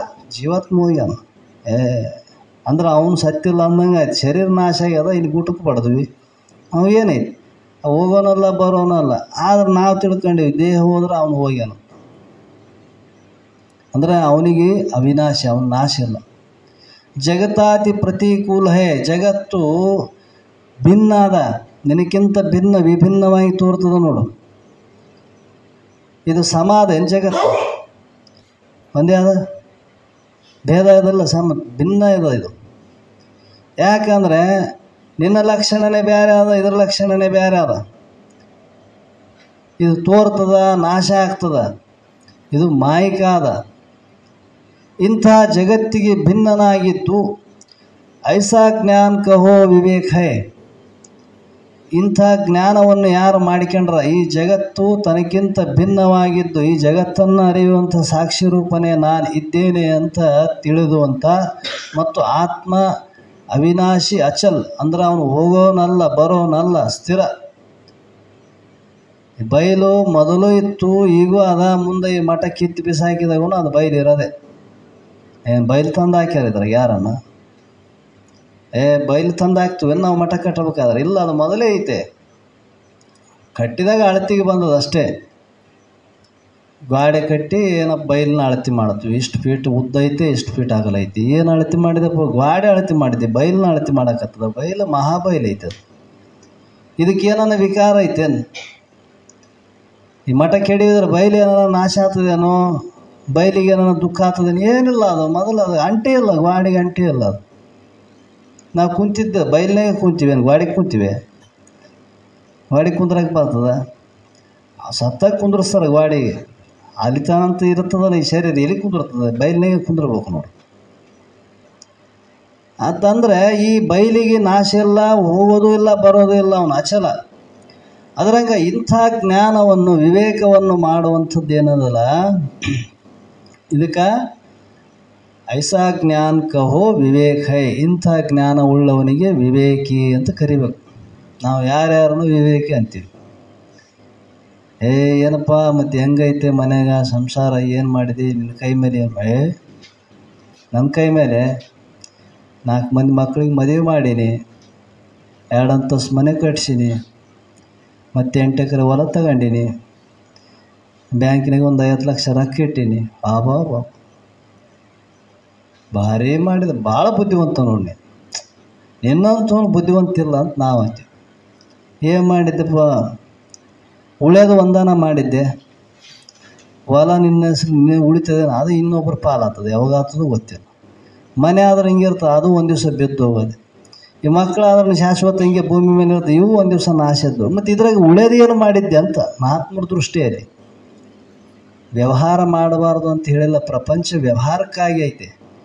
ಈ ಭೋಗದ ಸಾಮಗ್ರಿಗಳು ನಮ್ಮ ವ್ಯವಹಾರ ಅನುಕೂಲ ಆಗಲಂತ ಮಾಡಬೇಕೇ ಹೊರತು ಇವೇ ಶಾಶ್ವತ ಅಲ್ಲ. ಇವು ಎಷ್ಟು ಮಂದಿ ಭೂಮಿ ಚೇಂಜ್ ಆಗ್ಯಾವೆ, ನಾವು ಮನುಷ್ಯರು ಚೇಂಜ್ ಆಕ್ಯಂತ ಹೊಂಟಿವಿ. ಪೇಪರ್ ಚೇಂಜ್ ಆಗಿದ್ದೇ ಇವನ ಹೆಸರು ತೆಗೆಯೋದು, ಅವನ ಹೆಸರು ತೆಗೆಯೋದು ಇವನ ಹೆಸರು, ಶಿಲ್ ಗುದ್ದೋದು, ಸೈನ್ ಮಾಡೋದು, ಕಳಿಸೋದು. ಅದಂತೂ ಅಲ್ಲೇ ಐತೆ ಭೂಮಿ. ಆ ಬರೋರು ಹೋಗೋರು ಅದು ನೋಡಿ ನಗುತ್ತದೆ. ಸುಮ್ಮನೆ ಬಡದಾಡಿ ಸತ್ತು ಹೋಗ್ತಾವ. ನಂದು ಬರ್ಬೇಕು, ನಿಂದು ಬರ್ಬೇಕು ಅಂತ ತಲೆ ಕಡಿಸ್ಕೊಂಡು ಹೋಗ್ಯಾವ. ಅದು ಮಾತ್ರ ಭೂಮಿ ಒಂದು ಚೂರು ಅಳ್ಳಾಡಿದ. ಇವು ಬಡದಾಡಿ ತಲೆ ಕಡಿಸ್ಕೊಂಡು ಹೋದು. ಏನನ್ನ ಆಗ್ಯದ? ಏನಾಗಿಲ್ಲ. ಅಂದರೆ ಇಂಥ ಒಂದು ನಶ್ವರವಾದಂಥ ವಸ್ತುವನ್ನು ಪ್ರಾಪ್ತಿ ಮಾಡಿಕೊಂಡವನಿಗೆ ವಿವೇಕಿ ಅಂದಿಲ್ಲ, ಸತ್ಯ ಅಸತ್ಯದ ಬಗ್ಗೆ ತಿಳ್ಕೊಂಡವನಿಗೆ ವಿವೇಕಿ ಅಂದರು. ಈ ವಿವೇಕ ಹೊಂದಿದ್ರೆ ಸಬ್ ಸಾಧನಕ್ಕೂ ಮೂಲ. ಈ ವಿವೇಕ ಯಾರಲ್ಲಿ ನೆಲೆ ನಿಲ್ತದ ಅವರಿಗೆಲ್ಲ ಸಾಧನೆಗಳು, ಮುಂದಿನ ವೈರಾಗ್ಯ, ಸಮಾಧಿ, ಷಟ್ ಸಂಪತ್ತಿ, ಮುಮುಕ್ಷತ್ವ ಗುಣಗಳು ತಾನಾಗಿ ಪ್ರಾಪ್ತಿ ಆಗ್ತಾವಂದ್ರು. ಇದು ನಿಂದ್ರದೇ ಭಾಳ ಕಷ್ಟ. ಅದು ಯಾಕೆ? ವಿವೇಕ ಅನ್ನುವಂಥದ್ದು ಪುಸ್ತಕ ಓದಿದ್ರೆ ಬರೋದಲ್ಲದು. ಏನು ಗ್ರಂಥ ಓದಿದ್ರೆ ಬರ್ತದೆ ವಿವೇಕ? ಆ ವಿವೇಕವನ್ನು ಹಲವು ಸಾರಿ ಹಲವು ಮಹಾತ್ಮರ ಉಪದೇಶವನ್ನು ಕೇಳಿ ಬುದ್ಧಿಯಲ್ಲಿ ಮತಿಸಿ ಅದನ್ನು ಪುನಃ ಚಿಂತನೆ ಮಾಡಿದಾಗ ಅದು ಸ್ಥಿರವಾಗಿ ನಿಲ್ತದೆ. ಅದು ನಿಂತು ಅಂದ್ರೆ ಉಳಿದು ಎಲ್ಲ ತಾನೇ ಬರ್ತಾವೆ. ವೈರಾಗ್ಯ ಬರ್ತದೆ, ಸಮಾಧಿ, ಷಟ್ ಸಂಪತ್ತಿ ಗುಣಗಳು ಬರ್ತಾವೆ, ಮುಮುಕ್ಷತ್ವ ಬರ್ತದೆ, ನೀನು ಮೋಕ್ಷ ಆಗೇ ಆಗ್ತದೆ, ಸಂಶಯ ಇಲ್ಲ. ಆದರೆ ನಾವು ಹಿಂಗೆ ಒಂದು ಸ್ವಲ್ಪ ಕೇಳಿ ಮತ್ತೆ ಅದೇ ಸಂಸಾರ, ಅದೇ ಒಂದು ಕೂದಿವಿ ಅಂದ್ರೆ ಆಗ್ತದ? ವಿವೇಕ ನಿಲ್ತದೇನೋ? ಇದ್ರಂಗಿಲ್ಲ. ಆ ವಿವೇಕ ಅನ್ನೋಂಥದ್ದು ಬಹಳ ಮುಖ್ಯ. ಅದು ಇತ್ತು ಅಂದ್ರೆ ಜಗತ್ತಿನಲ್ಲಿ ಎಂಥದ್ದು ಬಂದ್ರೂ ಎದುರಿಸ್ಬೋದು ನೋಡಿ. ಈ ಸಂಸಾರದಲ್ಲಿ ನಡಿಬೇಕಾದ್ರೆ ಬರೋದೇ ಧೈರ್ಯ ವಿವೇಕದಿಂದ. ಸಂಸಾರದಲ್ಲಿನೂ ಚಿಂತೆ ಇರೋಂಗಿಲ್ಲ ಅವನಿಗೆ. ಆಗದಾಗ್ತದ, ಹೋಗೋದು ಹೋಗ್ತದ, ಅರ್ಧದ್ದಾಳ ನಿಂತಿದ್ದು ತೀರ್ಥ ಅಂತಾನೆ. ಮನಸ್ಸಿಗೆ ಹೆಂಗೆ ತನಗೇನು ಪ್ರಾಪ್ತಿ ಆಗ್ತದೆ ಅದರಲ್ಲಿ ಸಂತೃಪ್ತಿಯಾಗಿ ಹೋಗ್ತಾನೆ. ನಮಗೆ ಹಂಗಿಲ್ಲ, ಸ್ವಲ್ಪ ಹೆಚ್ಚಿಗೆ ಆಯ್ತು ಅಂದ್ರೂ ದುಃಖನೇ, ಕಡಿಮೆ ಆಯ್ತು ಅಂದ್ರೆ ದುಃಖನೇ. ನೋಡ್ರಿ ಜಗತ್ತಿನಲ್ಲಿ ಭಾಳ ಆದವನಿಗೇನು ಸುಖ ಐತಾನ, ಅವನು ಚಿಂತೆದಾಗೆ ಬಿದ್ದಾನ. ಮೊದಲು ಸ್ವಲ್ಪ ಇತ್ತು, ಸ್ವಲ್ಪ ಉಣ್ತಿದ್ದ, ಆರಾಮ್ ಮಕ್ಕಂತಿದ್ದ, 8 ತಾಸು ನಿದ್ದೆ ಮಾಡ್ತಿದ್ದ. ಭಾಳ ಆಗಿಬಿಟ್ಟು ಈಗ ವ್ಯವಹಾರ, ಕುಂದ್ರಕ್ಕೆಲ್ಲ ಪುರ್ಸೊತ್ತಿಗೆ, ನಿಂದ್ರಕ್ಕೆ ಪುರ್ಸೊತ್ತಿಗೆಲ್ಲ, ಕೂಳು ತಿನ್ನೋಕ್ಕೆಲ್ಲ, ನಿದ್ದೆ ಮಾಡೋಕ್ಕೆಲ್ಲ, ಚಿಂತೆನೇ ಚಿಂತೆ. ಮತ್ತು ಇವನು ಸುಖವಾಗಿ ಇದ್ದಾನಂತ ಹೆಂಗೆ ಅಂತೀರಿ? ಚಿಂತೆ ಇಲ್ಲದವನಿಗೆ ಸಂತೆಗೆ ನಿದ್ದೆ ಅಂಬಂಗೆ ಅವ ಎಲ್ಲಿ ಬೇಕಲ್ಲಿ ಆಸೆ, ಅವನಿಗೆ ಯಾವ ಆಸೆಗೆ ಬೇಕಾಗಿಲ್ಲ ಒದ್ಕೊಂಬದ್ಬೇಕು, ಎಲ್ಲಿ ಬೇಕಲ್ಲಿ ಮಕ್ಕಂಬಿಡ್ತಾನೆ. ಇವನು ಒಳಗೆ ನೋಡಿದ್ರೆ ಚೊಲೋ ಗಾದಿ ಮನ್ಸು ಎಲ್ಲ ತಂದನ, ಈ ಕಡೆಯಿಂದ ಆ ಕಡೆ ಓಡಾಡ್ತಾನೆ, ಆ ಕಡೆಯಿಂದ ಈ ಕಡೆ ನಿದ್ದೆ ಇಲ್ಲ ಅವನು. ಅಂದರೆ ಸುಖ ಎಲ್ಲಿ ಆಗ್ತದ ನಮ್ಗೆ? ವಸ್ತುವಿನಿಂದ ಆಗ್ತದ ಅಂದೇನು? ವಸ್ತುವಿನಿಂದಲ್ಲ. ನಮ್ಮ ಮನುಷ್ಯನ ಭಾರ ಯಾವತ್ತು ಕಡಿಮೆ ಆಗ್ತದೆ ನೋಡಿ, ಅವಾಗ ತಾನಾಗಿ ಆರಾಮಾಗಿರ್ತಾನೆ. ಭಾರ ಕಡಿಮೆ ವಿವೇಕ ಇರಬೇಕು. ವಿವೇಕ ಇಲ್ಲದ ಮನುಷ್ಯ ಪಶು ಸಮಾನ ಅಂದರು. ಪಶು ಬದುಕಿದಂಗೆ ಬದುಕ್ಯಾನ, ಅವನು ಮನುಷ್ಯ ಆಗಿ ಹುಟ್ಟ್ಯಾನ ಖರೆ, ದೇಹದಿಂದ ಮನುಷ್ಯ, ಆದರೆ ಗುಣ ಪಶುವಿನಂತೆ. ವಿವೇಕ ಇದೊಂದು ದೃಷ್ಟಾಂತ ಹೇಳ್ತೇನೆ. ನೇತ್ರ ಇದ್ದಂಗೆ ಅಂದರು ಅವರು. ಕಣ್ಣು ಇದ್ದಂಥ ವ್ಯಕ್ತಿ ವಸ್ತುವಿನ ಜ್ಞಾನ ಸ್ಪಷ್ಟವಾಗಿ ಮಾಡಿಕೊಂತ ನೋಡು. ಕಣ್ಣಿದ್ದವರಿಗೆ ಯಾವುದೇ ವಸ್ತುವಿನ ಸ್ಪಷ್ಟ ಜ್ಞಾನ ಆಗ್ತದಿಲ್ಲ. ಕಣ್ಣಿಲ್ದವನಿಗೆ ಆಗ್ತದೆ ಏನಂತಂದರೆ ಸ್ಪಷ್ಟ ಜ್ಞಾನ ಆಗಂಗಿಲ್ಲ. ಯಾಕಂದ್ರೆ ಅವರಿಗೆ ಕಣ್ಣಿಲ್ಲ, ಆ ವಸ್ತು ಸ್ಪಷ್ಟ ಜ್ಞಾನ ಆಗೋದು.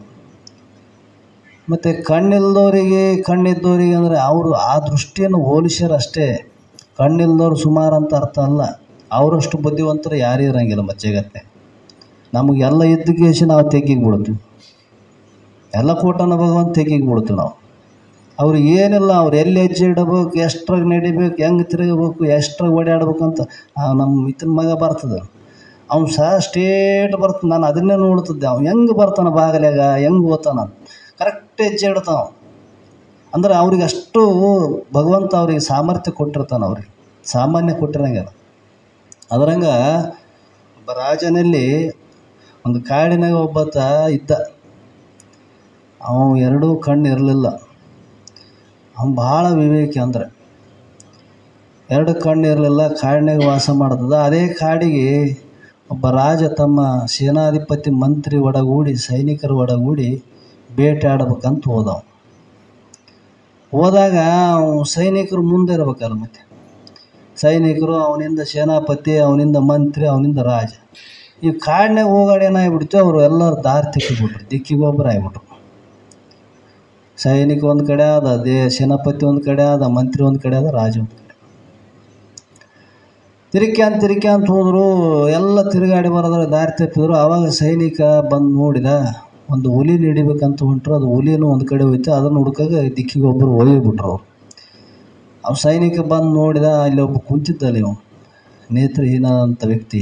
ಅವನಿಗೆ ಬಂದು ಕೇಳಿದಂತೆ, ಏನೋ ಕುಡ್ಡ, ಇಲ್ಲಿ ಏನೋ ಹುಲಿ ಹೋಗಿದ್ದು ನೋಡಿದ್ದೆ ನಾನು ನೋಡಿಲ್ರಿ ಅಂದವು.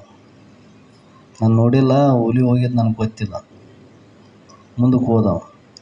ಅವಿಂದನೇ ಸೇನಾಪತಿ ಬಂದಂತ, ಏನೋ ದೋಸ್ತ, ಇಲ್ಲಿ ಯಾರಾದ್ರೆ ಹುಲಿ ಹೋಗಿದ್ದು ಅಥವಾ ಸೈನಿಕ ಹೋಗಿದ್ದು ನೋಡಿದ್ದೆ ನಾನು. ಹುಲಿ ಹೋಗಿದ್ದು ನೋಡಿಲ್ರಿ, ಸೈನಿಕ ಹೋಗಿದ್ದು ನೋಡಿ, ಹಿಂಗೆ ಈ ಕಡಿಮಾರೆಗ ಅಂದಂತ. ಅವನಿಂದ ಮಂತ್ರಿ ಬಂದ, ಏನಪ್ಪ ಜಾಣ ಬುದ್ಧಿವಂತ, ಇಲ್ಲಿ ಯಾರನ್ನಾದ್ರೂ ಹೋಗಿದ್ದು ನೋಡಿದ್ದೇನ, ಹುಲಿ ಹೋಗಿದ್ದು ನೋಡಿದ್ದೇನ ಅಂತ ಕೇಳಿದ್ರೆ ಅವ ಅನ್ನತ್ತ, ಇಲ್ರಿ ಹುಲಿ ಅಂತೂ ಹೋಗಿದ್ದು ನೋಡಿಲ್ಲ, ಆದ್ರೆ ಒಬ್ಬ ಸೈನಿಕ, ಒಬ್ಬ ಸೇನಾಪತಿ ಹೋಗ್ಯಾನ ಹಿಂಗೆ ಈ ದಾರಿಗೆ, ಅವ್ನು ನೋಡಿ. ಅವನು ಕೇಳಿ ಅವನಿಂದ ಹೋದ. ಇದಾದ ಮೇಲೆ ರಾಜ ಬಂದಂತ. ಅವನು ಬಂದಿದ್ದೇನೆ, ಏನಪ್ಪ ಸೂರದಾಸ, ಇಲ್ಲಿ ಯಾರಾದ್ರೂ ಮಂತ್ರಿ ಸೈನಿಕ ಹೋಗಿದ್ದು ನೋಡಿದ್ದೆ ನಾನು. ಅವಾಗ ಅವನು ಅನ್ನಂತ, ಇಲ್ರಿ ರಾಜರೇ, ಇಲ್ಲಿ ಸೈನಿಕ ಹೋಗ್ಯಾನ, ಸೇನಾಪತಿ ಹೋಗ್ಯಾನ, ಮಂತ್ರಿ ಹೋಗ್ಯಾನ, ಹುಲಿ ಹೋಗಿದ್ದು ನನಗೆ ಗೊತ್ತಿಲ್ಲ. ಅವನಿಗೆ ಆಶ್ಚರ್ಯ ಆಗ್ಬಿಡ್ತಂತೆ, ಇವನು ನನಗೆ ರಾಜರೇ ಅಂತಾನ, ಮತ್ತು ಇಂಥವ್ರಿಗೆ ಸೈನಿಕರು ಅಂತಾನ, ಇಂಥವ್ರಿಗೆ ಮಂತ್ರಿ ಅಂತಾನ, ನಮಗೆ ಇವ್ನಿಗೆ ಕಣ್ಣೇ ಇಲ್ಲ, ಮತ್ತು ಇವ್ರು ಹೆಂಗೆ ಕಂಡು ಹಿಡ್ದಪ್ಪ. ಅವಾಗ ಅವ್ನು ಕೇಳಿದಂತ, ಅಲ್ಲೋ ನಿನಗೆ ಕಣ್ಣೇ ಇಲ್ಲ, ನಿನಗೆ ಹೆಂಗೆ ಗೊತ್ತಾಯ್ತು ಇವನು ಸೈನಿಕ, ಇವನು ಮಂತ್ರಿ, ಇವನೇ ಸೇನಾಪತಿ, ನಾನೇ ರಾಜ ಅಂತ ನಿನಗೆ ಹೆಂಗೆ ಗೊತ್ತಾಯ್ತಂತ. ಅವಾಗ ಅವನು, ನೋಡ್ರಿ ರಾಜರೇ, ನಾವು ಅವ್ರವ್ರ ಮಾತಿನ ಮೇಲೆ, ಅವ್ರವ್ರ ಗುಣದ ಮೇಲೆ ಅವ್ರನ್ನ ಕಂಡುಹಿಡೋ ಸಾಮರ್ಥ್ಯ ಐತೆ. ಅವ್ರನ್ನ ನಾನು ಕಂಡುಹಿಡಿತೀನಿ, ಯಾರು ಹೆಂಗೆ ಮಾತಾಡ್ತಾರೋ ಅವ್ರ ಯೋಗ್ಯತೆ ಏನಂಬದು ನನಗೆ ಗೊತ್ತಾಗ್ತದೆ ಅಂದ. ಅನ್ನಂತ ರಾಜ. ನಾವು ಕಣ್ಣಿದ್ದವ್ರು ನಮಗೂ ಗೊತ್ತಾಗವಲ್ದು, ಇವ್ನು ಕಣ್ಣಿಲ್ದ ಇಷ್ಟು ಕಣ್ಣು. ಅವನು ಆಡೋ ಮಾತಿನ ಮೇಲೆ ಅವನ ಯೋಗ್ಯತೆ ಗೊತ್ತಾಗ್ತದೆ, ಅದಕ್ಕೆ ಅವನೇ ಸೈನಿಕ ಅಂತ ಹೇಳಿದೆ. ನಿನ್ನಂತೂ ನೀ ಅಡಿವಾಗಿದ್ದು ಏನು ಮಾಡ್ತದೆ, ಇವ್ನು ಕರ್ಕೊಂಡು ನಡ್ರಿ ನಮ್ಮ ಅರಮನೆಗೆ, ಅಲ್ಲೆಷ್ಟು ಅನ್ನ ಬೇಳೆ ಹಾಕಿ ಒಂದು ಕೋಲಿ ಕೊಡ್ರ ಅಂದ. ಮಂತ್ರಿ ಆಜ್ಞೆ ಮಾಡಿದ. ಅವ್ನು ಕರ್ಕೊಂಡು ಹೋಗಿ ಅರಮನೆಗೆ ತಂದಿಟ್ರು. ಅದ್ರಾಗ ಇಷ್ಟು ಅನ್ನ ಬೇಳೆ ಹಾಕಿ ಒಂದು ಕೋಲಿ ಕೊಡ್ರ ಅಂತ ಹೇಳಿದ. ಊಟಕ್ಕೆ ಅನ್ನ ಬೇಳೆ.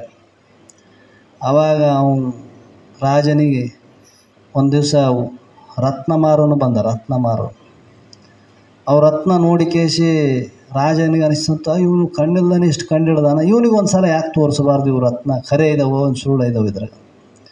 ಆವಾಗ ಹೋಗಿ ಕೇಸಿ ಅವನು ಮುಂದೆ ಹೋಗಿಟ್ಟಂತ ಕೂಡನ ಮುಂದೆ, ನೋಡಪ್ಪ, ಮತ್ತು ಇದ್ರಾಗ ರತ್ನ ಭಾಳ ಚಲೋ ಇದಾವೆ ನೋಡೋಕೆ, ಮತ್ತು ಇವು ತಗಲೇ ಬೇಡ, ಅದಕ್ಕೆ ನಿಂದು ಏನು ಅಭಿಪ್ರಾಯ ಅಂತ.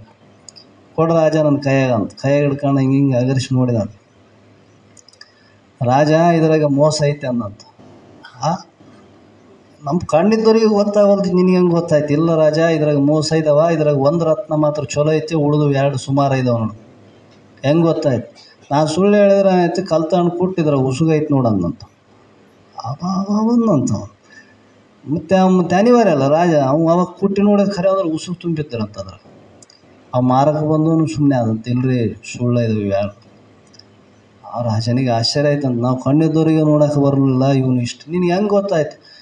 ತೂಕ ನೋಡಿದ್ರೆ ಗೊತ್ತಾಗ್ತದೆ, ನಿಜವಾದ ರತ್ನ ವಜ್ಜೆ ಇರಂಗಿಲ್ಲ ಅನ್ನಂತ. ವಜ್ಜೆ ಇರಂಗಿಲ್ಲ ಅವು. ಆವಾಗ ಅವ್ನು ರಾಜ ಅಂತೆ, ಇವತ್ತಿನಿಂದ ಅನ್ನ ಬೇಳೆ ಅದ್ರ ಜೊತೆಗೆ ಇಷ್ಟು ಶಿರ ನೀಡ್ರಿ, ಅದ್ರ ಜೊತೆಗೆ ಒಂದು ಹೆಚ್ಚಿಗೆ ಮಾಡ್ರ. ಮತ್ತು ಹಿಂಗೆ ನಡೀತು. ಮುಂದೆ ಒಂದು ದಿವಸ ಕುದುರೆ ಮಾರಕ್ಕೆ ಬಂದು ಒಬ್ಬರು, ಚಲೋ ಕುದುರೆ, ಭಾರಿ ಕುದುರೆ ಇತ್ತದು. ಅವಾಗ ರಾಜನಿಗೆ ನೋಡಿ ಭಾಳ ಇಷ್ಟ ಆಯಿತು. ಆದ್ರೂ ಅವನಿಗೆ ಸಂಶಯ, ಮತ್ತು ಯಾಕೆ ಒಂದು ಮಾತು ಕೇಳಬೇಕು ಇವನ್ನ ಅಂತಂದು, ಕರ್ರಿ ಅವನ್ನ ಕರ್ಕೊಂಬಂದು ತೋರ್ಸಂಬ್ರ. ಈ ಕುದುರೆ ಭಾರಿ ಚಲೋ ಐತೆ, ತಗೋಬೇಕಂತ ಮಾಡಿ ನನ್ನ ಕರ್ಕೊಂಡೋಗಿ ನಾನು ನೋಡ್ತೇನೆ. ಹಣೆ ಮೇಲೆ ಕೈ ಇಟ್ಟಂತ, ಹೊಟ್ಟೆ ಮೇಲೆ ಕೈ ಇಟ್ಕೇಸಿ ನೋಡಿದ. ರಾಜ ಈ ಕುದುರೆ ತಗೋಬೇಡ ಅಂತ. ಸಂಶಯ ಬಿಡ್ತು, ಯಾಕಪ್ಪ ಮತ್ತು ಇಷ್ಟು ಚಲೋ ಕುದುರೆ ಐತೆ ಅಂತ. ಇಲ್ಲ ರಾಜ, ಇದು ಕುದುರೆ ಕತ್ತೆ ಹಾಲು ಕುಡಿದು ಬದುಕ್ಯದ, ಅದಕ್ಕೆ ಇದನ್ನು ತಗೋಬೇಡ ಅನ್ನೋದು. ಇದು ಹುಟ್ಟಣ ತಾಯಿ ಸತ್ತೋಗಿದೆ ಇದ್ರ. ಅವ್ನು ಕುದುರೆ ಮಾರಕ್ಕೆ ಬಂದವನ್ನ ಹಿಡ್ಕೊಂಡಂತ ರಾಜ. ಕರೆ ಹೇಳೋ, ಅವ್ನು ಹೇಳಿದ್ ಕರೆ ಹೇಳದೇ ಇಲ್ಲ. ಇಲ್ಲಪ್ಪ ಅವ್ನು ಹೇಳಿದ್ ಕರೆಕ್ಟ್ ಐತಂತ. ಹುಟ್ಟಣ ತಾಯಿ ಸತ್ತು ಮತ್ತು ಕತ್ತೆ ಹಾಲು ಕುದುರಿಸಿ ಬದುಕಿ. ಅವನಿಗೆ ಭಾಳ ಆಶ್ಚರ್ಯ ಆಯ್ತಂತ. ಅವು ಕತ್ತಿನ ಹೆಂಗೆ ಕಂಡು ಹಿಡಿದವು ಅದು ನೋಡು. ಇದ್ರ ಹೊಟ್ಟೆ ಇಷ್ಟು ಅಗಲೈತಲ್ಲ, ನಿಜವಾಗಿ ತಾಯಿ ಹಾಲು ಕುಡಿದ್ರೈತೆ, ಹಿಂಗೆ ಇರಂಗಿಲ್ಲ. ಹಂಗೆ ಇದು ಊಟ ಕಾಲಕ್ಕೆ ಜವಳಿ ಹುಟ್ಟೆವು ನೋಡಿ 2 ಅನ್ನ. ಇದ್ರ ಹೊಟ್ಟೆ ಅಗಲೈತೆ ಅಂದಮೇಲೆ ಇವು 2 ಹುಟ್ಟೆವು ನೋಡು. ಇದ್ರದ್ದು ಅಣ್ಣ ತಂಗಿ ಇರಬೇಕು ನೋಡು ಅನ್ನಂತ. ಹೌದ್ರಿ ಐತಿ, ಒಂದು ಅಣ್ಣ ಇದಾನ ಅನ್ನಂತ. ಅವ್ನು ಮಾರಕ್ಕೆ ಬಂದು ಆಯ್ತಪ್ಪ, ಇವತ್ತಿನಿಂದ ಅದ್ರಾಗ ಇನ್ನಿಷ್ಟು ಉಪ್ಪಿನಕಾಯಿ ಹಾಕ್ರ ಅಂದಂತ. ಅನ್ನ ಬೇಳೆ ಶಿರ ಅದ್ರಾಗ ಉಪ್ಪಿನಕಾಯಿ ಇಟ್ಟು ಹಾಕಿರಿ, ಜಾಸ್ತಿ ಮಾಡ್ರಿ ಪಗಾರ. ಅವ್ನು ರಾಜನಿಗೆ ಚಿಂತೆ ಹತ್ತಿ ಬಿಡ್ತು. ಆಗಲ್ಲ ರಾತ್ರಿ ಇಷ್ಟು ಮಂದಿದು ಹೇಳ್ತಾನೆ ಅಂದಮೇಲೆ ನಂದು ಯಾಕೆ ನಾನು ಒಂದು ಸಲ ಕೇಳಬಾರ್ದು. ಆವಾಗ ಅವನು ಏನು ರೂಮ್ನಾಗಿತ್ತ ಕೋಲ್ಯಾಗ, ಕೋಲಿಗೆ ಹೋದಂತ ರಾಜ. ರಾಜ, ನೋಡಪ್ಪ, ನಾವೊಂದು ಮಾತು ಕೇಳಕ್ಕೆ ಬಂದೀನಿ, ನಂದೆಷ್ಟು ಹೇಳ ಅನ್ನೋದು. ನನ್ನ ಬಗ್ಗೆ ನಿನಗೇನು ಅನಿಸ್ತದೆ? ರಾಜ, ಅದು ಹೇಳಬಾರ್ದು ಕೇಳಬಾರ್ದು. ಇಲ್ಲ ನೀನು ಹೇಳಬೇಕಂತ. ಹೇಳಂಗಿಲ್ಲ ರಾಜ, ಅದೊಂದು ಬಿಟ್ಬಿಡೋಣ. ನಾನು ರಾಜ ಆಜ್ಞೆ ಐತೆ, ನನ್ನ ಮಾತು ಕೇಳಿ ನೀನು. ಹೇಳ್ತೀನಿ ರಾಜ, ನಿನ್ನ ಮಾತು ಕೊಡೋಣಂತ. ನಾ ಹೇಳಿದ ಮಾತು ಕೇಳಿ ನೀನು ಸಿಟ್ಟಿನಿಂದ ನನಗೆ ಮತ್ತೆ ಏನಪ್ಪ ಶಿರಚ್ಛೇದನವನ್ನು ಮಾಡ್ತಕ್ಕಂಥ ಶಿಕ್ಷೆ ಕೊಡೋಂಗಿಲ್ಲ, ನನಗೇನು ಮಾಡೋಂಗಿಲ್ಲ ನನಗೆ ಅಂತಂದ್ರೆ ನಾನು ಹೇಳ್ತೀನಿ. ಅವನಿಗೆ ಇನ್ನೂ ಕುತೂಹಲ ಆಗಿಬಿಡ್ತು. ಇವನು ಇಷ್ಟು ಕೇಳ್ತಾನೆ ಅಂದ್ಮೇಲೆ ಯಾಕೆ ಕೇಳಬಾರ್ದು? ನಾನು ಹೇಳಿದ ಮೇಲೆ ನೀನು ಅದಕ್ಕೆ ಸಿಟ್ಟಾಗಿ ಮತ್ತು ನನಗೇನನ್ನು ಶಿಕ್ಷೆ ಕೊಡಬಾರ್ದು. ಹಿಂಗಿದ್ರೆ ನಾನು ಹೇಳ್ತೇನೆ. ನಾನು ಒಪ್ತೇನೆ, ನಿನ್ನ ಮಾತಿಗೆ ಮಾತು ಕೊಡ್ತೀನಿ. ಖರೆ ಹೇಳ. ಆಯ್ತು ರಾಜ, ಖರೆನೇ ಹೇಳ್ತೀನಿ ನೋಡು. ಮತ್ತೆ ಆದ್ರೆ ನಾ ಹೇಳಿದ ಮಾತು ನೀನು ಹೋಗಿ ಮತ್ತೊಂದು ಸಲ ಪ್ರಮಾಣಿಸಿ ನೋಡಿ ಆಮೇಲೆ ಬಂದು ನನಗೆ ಕೇಳು. ನಾ ಹೇಳಿದ ಸುಳ್ಳು ಆದ್ರೆ ಆಯ್ತು ಹೇಳ. ನನ್ನ ಬಗ್ಗೆ ಏನಂತದಂದು, ನನ್ನ ಕ್ಷತ್ರಿಯ ಬಗ್ಗೆ ನಿನಗೇನು ಅನ್ನಿಸ್ತದೆ? ಅವಾಗ ನೀನು ಕ್ಷತ್ರಿಗೆ ಹುಟ್ಟೇ ಇಲ್ಲ ಅನ್ನಂತ. ಕ್ಷತ್ರಿಗೆ ಹುಟ್ಟಿಲ್ಲ ನೀನು, ಕ್ಷತ್ರಿಯ ವಂಶಿಗೆ ಹುಟ್ಟಿದವನಲ್ಲ ನೀನು. ನಿಮ್ಮ ತಾಯಿ ಬೇರೆಯವರಿಂದ ಮಕ್ಕಳನ್ನ ಪಡೆದಾಳ, ರಾಜನಿಂದ ಪಡೆದಲ್ಲ. ಬೆಂಕಿ ಕಾಲಿಂದ ತಲೆತನತ್ತಂತವ್ರಿಗೆ ರಾಜ. ನನಗೆ ಅಲ್ಲ ಹುಟ್ಟಿದವನಂತ ನನ್ನ ತಾಯಿ ಮೇಲೆ ಸಂಶಯ ಮಾಡ್ತಾನೆ ಇವನು. ಅವ ಮತ್ತೆ ಮಾತು ಕೊಟ್ಟಾನೆ, ಏನು ಮಾಡೋಂಗಿಲ್ಲ ಅಂತ. ಆವಾಗ ಅವನು ಸುಮ್ಮನೆ ಆದಂತ.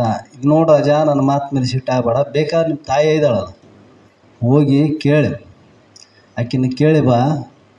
ಆಕೆ ಒಪ್ಪಿದ್ರು, ನನ್ನ ಮಾತಿಗೆ ಒಪ್ಪಿದ್ರೆ ಅವಾಗ ನನ್ನ ಮಂದ ಬಂದು ಮಾತಾಡೋದು. ಅವನಿಗೆ ತಡಕ್ಕಾಗಲ್ಲ. ಹೋಗಿ ಅವ್ರ ತಾಯಿಗೆ ಹೋಗಿ ಒತ್ತಕ್ಕೆ ಕಾಲಿಗೆ ಬಿದ್ದು, ಅಮ್ಮ ಖರೆ ನನ್ನ ತಂದ ಯಾರು? ನಮ್ಮ ರಾಜ, ಮತ್ತು ರಾಜನ ಹೊಟ್ಟೆಲೆ ನಾವು ಹುಟ್ಟಿನಿ. ಈ ಮಾತು ಕೇಳಿದ್ರೆ ಆಕೆಗೆ ಹೇಳಬೇಕಲ್ಲ. ಕೇಳಂತ, ಇಲ್ಲಪ್ಪ ನೀನು ಕ್ಷತ್ರಿಗೆ ಹುಟ್ಟಿಲ್ಲ, ನಾನು ಇಲ್ಲಿ ಬೇರೆ ಸಂಘ ಜೊತೆಗೆ ನೀನು ಹುಟ್ಟಿದ್ದೆ ಅಂತ. ಕೈ ಕಾಲು ತಣ್ಣಗಾಗ್ಬಿಟ್ಟು ಅಂತವ. ಆವಾಗ ಅವನಿಗೆ ಸಂಶಯ ಆಯಿತು, ಹೌದು ಮತ್ತು ನಮ್ಮ ತಾಯಿಗೆ ನಾನು ಇಂಥವನು ಹುಟ್ಟಿನಂತ ಇವನಿಗೆ ಹೆಂಗೆ ಗೊತ್ತಾಯಿತು ಕೇಳಬೇಕಲ್ಲ, ಮತ್ತು ಇದ್ರದ್ದೊಂದು ಕೇಳ್ಕೊಂಬಿಡ್ಬೇಕು ಸಂಶಯ ಅಂತ ಅಂದ್ಕೇಸಿ ಅವಾಗ ಬಂದ ಕೇಸಿ ಆಯ್ತಪ್ಪ ನಮ್ಮ ತಾಯಿ ಒಪ್ಪೇಳ ನಾನು ಕ್ಷತ್ರಿಯ ಹುಟ್ಟಿದವನು ಅಲ್ಲ, ನಿನಗೆ ಹೆಂಗೆ ಗೊತ್ತಾಯ್ತು? ನೋಡು ರಾಜ, ನೀನು ನಿಜವಾಗಿ ಕ್ಷತ್ರಿಯ ವಂಶಕ್ಕೆ ಹುಟ್ಟಿದರೆ ಕ್ಷತ್ರಿಯ ಗುಣ ನಿನ್ನಲ್ಲಿರ್ತಾವೆ. ನಾನು ಹೇಳೋ ಮಾತು ಕೇಳಿ ಈಗ ನನ್ನ ಒಂದು 5 ರಾಜ್ಯ ತಗ, 5 ಊರು ತಗ, ಇಷ್ಟು ಮುತ್ತರತ್ನ ತಗಂತ ಕೊಡ್ತಿದ್ದೆ. ಮತ್ತು ಈ ಸಣ್ಣ ಚಿಲ್ಲರ್ ಬುದ್ಧಿ ನಿನ್ನಲ್ಲಿ ಐತೆ, ಬ್ಯಾಳೆ ಹಾಕಲ, ಇಷ್ಟು ಸೀರೆ ಹಾಕಲ, ಇಷ್ಟು ಹುಂಚೆಕಾರ ಹಾಕಲ ಅಂತ ಅಂತಿದ್ದೆ ಅಂದ್ರೆ ನೀನು ಸಣ್ಣ ಬುದ್ಧಿಯನ್ನು ಸಣ್ಣ ಗುಣದವನಿಗೆ ಹುಟ್ಟಿರ್ತದೆ, ನೀನು ದೊಡ್ಡ ಗುಣ ಅಲ್ಲ ನಿನ್ನಲ್ಲಿ. ಅಲ್ಲ ತಣ್ಣಗಾಗಿ ಹುಟ್ಟದ ರಾಜ ಅಂದರೆ ಬುದ್ಧಿ, ಕಣ್ಣಿಲ್ಲ ಅವನಿಗೆ, ವಿವೇಕ. ಅದರಂಗ ಮನುಷ್ಯ ವಿವೇಕದಿಂದ ಈ ಜಗತ್ತಿನಲ್ಲಿ ಎಲ್ಲವನ್ನೂ ತಿಳಿಬಹುದು ಅನ್ನುವಂಥ ಮಾತನ್ನು ಹೇಳಿ ಇಲ್ಲಿಗೆ ವಿರಾಮವನ್ನು ನೀಡು.